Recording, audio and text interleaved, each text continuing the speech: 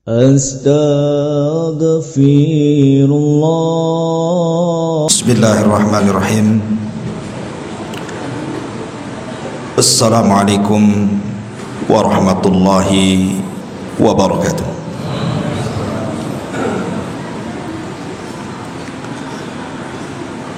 Alhamdulillahi rabbil alamin.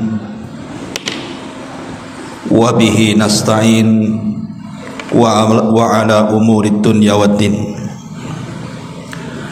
Wassalatu wassalamu ala asyrafil anbiya'i wal mursalin Muhammadin wa ala alihi wa sahbihi ajmain, amma ba'du. Hadirin dan hadirat, ikhwatu fiddin wa akhwatu fillah, rahimani wa rahimakumullah. Alhamdulillah, di malam hari ini kita bisa duduk kembali untuk bertalabul ilmi dan melanjutkan kajian kita, masih membahas kitab Syarhus Sunnah yang dikarang oleh ulama besar ahli sunnah wal jamaah, Al-Imam Al-Barbahari rahimahullahu ta'ala. Dan kita masuk pada perkataan beliau, qala al-muallifu rahimahullahu ta'ala, wa minas sunnati alla tuti'a ahadan fi ma'siyatillahi walal walidaini wal khalqi jami'an wala ta'ata li basharin fi ma'siyatillahi wala yuhibbu alaihi ahadan waqrah dhalika kullahu lillahi azza wa jalla. Termasuk daripada sunnah. Maksud sunnah di sini sunnah yang wajib, bukan sunnah yang mustahab. Tidak boleh seseorang memberikan ketaatan kepada orang lain dalam rangka bermaksiat kepada Allah Azza wa Jalla.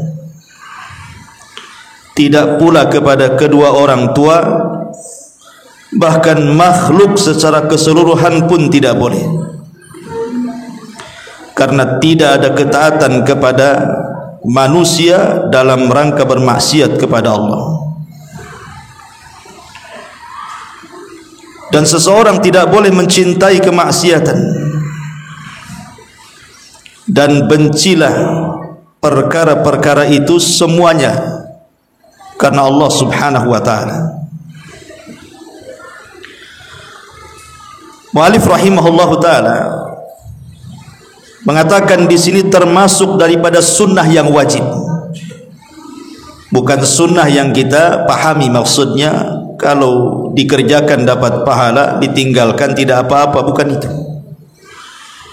Tapi kalimat sunnah di sini artinya sunnah yang wajib dilakukan. Tidak boleh seseorang mentaati orang lain dalam rangka bermaksiat kepada Allah Azza wa Jalla. Tidak kepada orang tua, tidak kepada siapapun, kata muallif, karena tidak ada ketaatan kepada manusia dalam rangka bermaksiat kepada Allah Azza wa Jalla.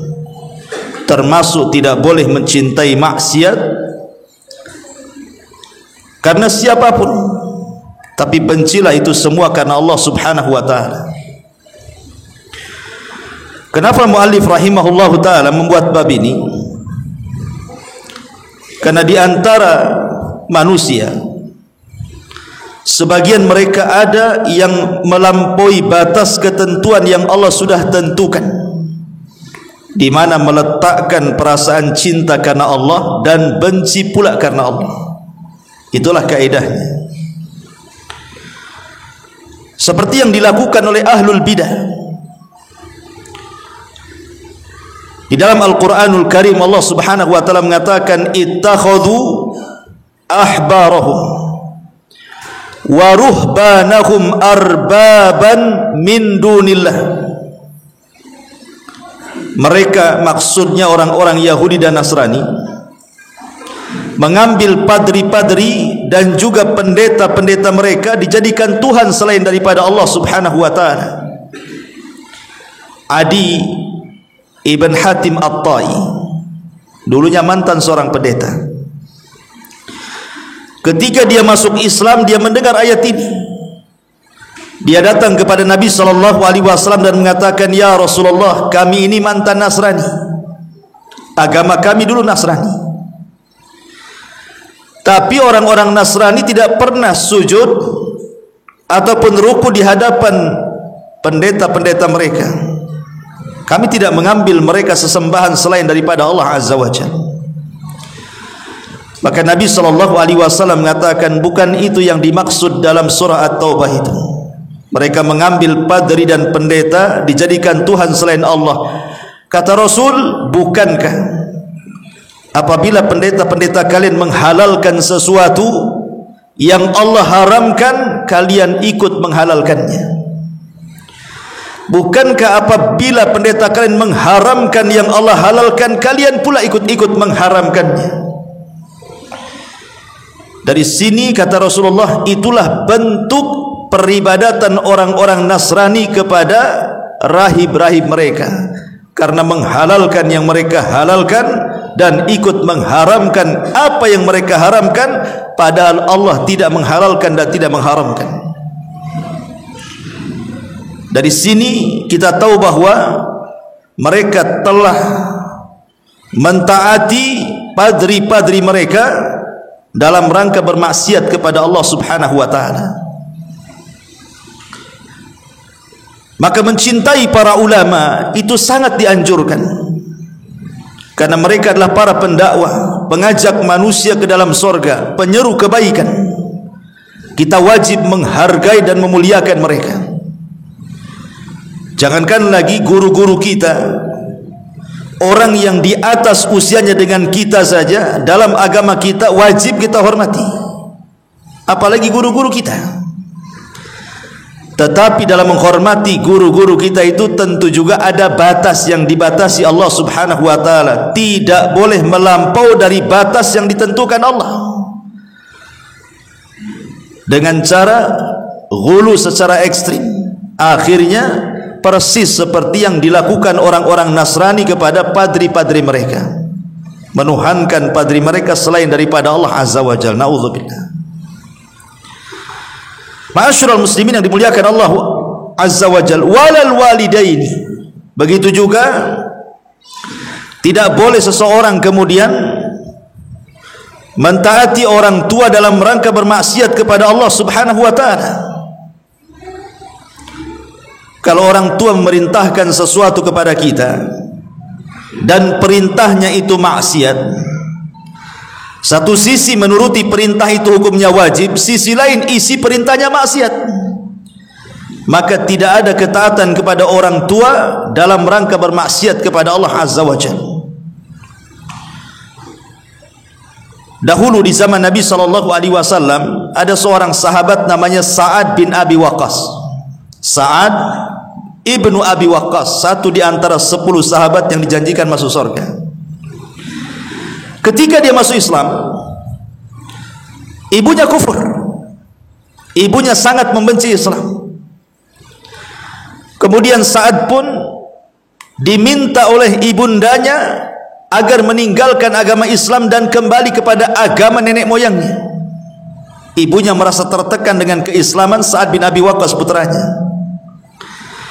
Akhirnya ibunya pun mengancam Sa'ad, kalau dia tidak murtad dari agama Muhammad dan kembali kepada agama nenek moyang, maka dia akan bunuh diri dengan cara mogok makan. Tidak akan makan sampai mati. Siapa yang tidak sesak dadanya ketika yang menyuruh itu adalah orang tua kandung kita, apalagi ibu yang melahirkan? Sehingga Sa'ad ini kan dalam dilema dia. Satu sisi harus mentaati ibundanya, sisi lain bermaksiat kepada Allah. Tapi dalam Islam diajarkan tidak boleh mentaati orang tua dalam rangka bermaksiat kepada Allah Azza wa Jalla. Dari sini Sa'ad bin Abi Waqqas mengatakan kepada ibundanya, "Ya ummah, law kanat laki mi'atu nafsin thumma kharajti nafsan ma kharajtu an dini." Wahai ibuku, kalaupun engkau diberikan 100 nyawa, kau keluarkan satu-satu agar aku keluar dari Islam, demi Allah aku tidak akan keluar dari Islam. Kalau engkau ingin makan silahkan, tidak pun ada masalah, tapi saya tidak akan keluar dari Islam. Dari sini turun ayat, wa in jahadaka ala an tusyrika bi ma laysa laka bihi ilmun fala tuti'huma wa sahibhuma fid dunya ma'rufa. Turun surah Luqman. Kalau kedua orang tuamu memerintahkan kamu untuk melakukan kesyirikan kepada Allah Azza wa Jal, jangan kau taati keduanya, tetapi berbuat baik kepada keduanya tetap. Berbuat baik tetap, tapi taat dalam hal kemaksiatan tidak boleh dilakukan. Itulah makna mu'alif rahimahullahu ta'ala walal walidaini, ataupun kepada seluruh manusia, wal khalqi jami'an, kepada seluruh manusia. Apakah mereka orang-orang yang dekat dengan kita, yang kita sayangi dan kita cintai, seperti suami ataupun istri atau anak-anak, maka tidak ada ketaatan dalam rangka bermaksiat kepada Allah Azza wa Jalla. Seperti umpamanya, berapa banyak istri-istri itu yang akhirnya karena takutnya kepada suami terpaksa mentaati apapun perintah suaminya. Itu banyak sekali. Padahal Nabi SAW sudah melarang, la ta'ata li makhlukin fi maksiatil khaliq. Tidak ada ketaatan kepada makhluk dalam rangka bermaksiat kepada sang pencipta. Memang ketaatan istri kepada suami jelas dalilnya, sampai-sampai Nabi SAW mengatakan, lau kuntu amiran an yasjuda li ghairillah la amartul mar'ata an tasjuda li zawjiha li idhami haqqiha. Kalaulah seandainya, kata Rasul, aku perintahkan seseorang boleh sujud kepada selain Allah, tentu seorang istri aku perintahkan pertama sujud kepada suaminya karena besarnya haknya kepada istri. Satu sisi, ketaatan seorang istri kepada suami itu hukumnya wajib, sebab kalau tidak berdosa. Tapi sisi lain, kalau perintahnya itu maksiat kepada Allah Azza wa Jal, berlakulah la ta'ata li makhlukin fi maksiatil khaliq. Tidak ada ketaatan kepada makhluk dalam rangka bermaksiat kepada Allah Azza wa Jalla. Ma'asyiral muslimin yang dimuliakan Allah Subhanahu wa taala, dari perkataan muallif ini kalau kita jabarkan ikhwan, banyak persoalan dalam kehidupan kita ini. Baik kita jelaskan sebagai nasihat.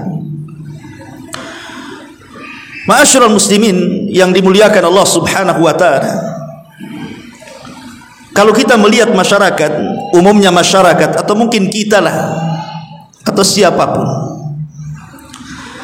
terkadang tidak menghiraukan perbuatan manusia atau perbuatan dirinya sendiri ketika melanggar hak-hak dan juga di dalamnya ada maksiat kepada Allah Azza wa Jalla. Contoh saja umpamanya, banyak orang yang mencari keridhaan kepada manusia dengan menabrak kemaksiatan kepada Allah Subhanahu wa taala sang Khaliqnya. Padahal kita tahu bahwa ridhon nas ghayatun la yudrak. Mencari keridhaan manusia itu sesuatu yang mustahil untuk dicari. Mencari keridhaan manusia itu yang mustahil manusia mencarinya. Jangankan Anda berbuat jahat, ya kan, berbuat baik saja tidak semua orang redha. Berbuat baik loh kita kepada orang, belum tentu orang suka dengan kita loh. Pamannya kita ini pemaaf, mudah menerima apapun yang diucapkan manusia kepada kita. Kemudian juga kita ini seorang yang ahli atau pakar bersedekah, murah kepada orang, kesana kemari senyum. Itu saja tidak semua orang menganggap perbuatan kita baik dan mereka redha semua pada kita. Pasti ada yang gak suka dengan kita, pasti itu ikhwan, tidak mungkin tidak. Antum senyum, apa kata orang? Itu senyum itu ada maunya tuh.